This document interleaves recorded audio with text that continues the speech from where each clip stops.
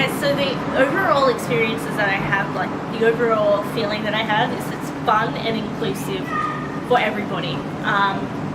There's so much diversity here, so many ages, and it's so much fun, and I feel like you really connect because of that diversity, because of, you know, the differences in ages. Everybody has something in common, even if we're completely different, and it's pole, it's world of pole, and that's the experience that I get, you know. And then there's, you know, you get strong, and you have fun while you're doing it. You don't even feel like you're exercising, and then next thing you know, it's been an hour and you're sweating, but you don't care.